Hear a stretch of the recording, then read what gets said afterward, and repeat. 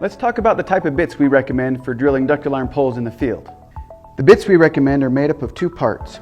First, the outer hole cutter that is a hole saw with carbide tip teeth, and second, the pilot bit that is usually held in place with a set screw on the shank of the bit. There are a number of different manufacturers of these types of bits. The bits we recommend on our field drilling resource document are the Holemaker bits.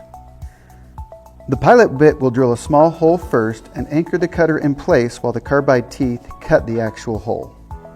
If you are using a mag drill, you may or may not have a jawed chuck, and you can use the cutter without the pilot bit. Which bit you use will depend on the arbor of the mag drill. Again, whichever bit you use, we recommend that it be carbide tipped. Let's talk about how to hand drill McWane ductile iron poles. With method A, you use the pilot bit in the cutter to drill the pilot hole. Don't use a lot of pressure. Using a lot of pressure causes two main problems. First, it makes the bit run hot, and excess heat will dull your bit fast.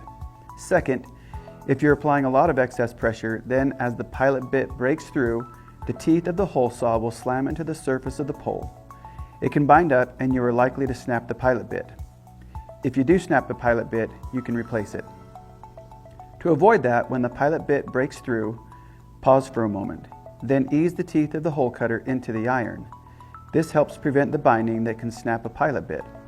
I find that the bigger the bit, the more it has a tendency to want to bind up as I start cutting the hole. Again, let the cutter do the work and just apply a nice even pressure as the bit cuts through. With method B, I'm going to drill the pilot hole separately with a 1/4 inch high-speed steel drill bit. Once I have my pilot hole drilled, I can ease my cutter into the iron with no risk of slamming into the surface.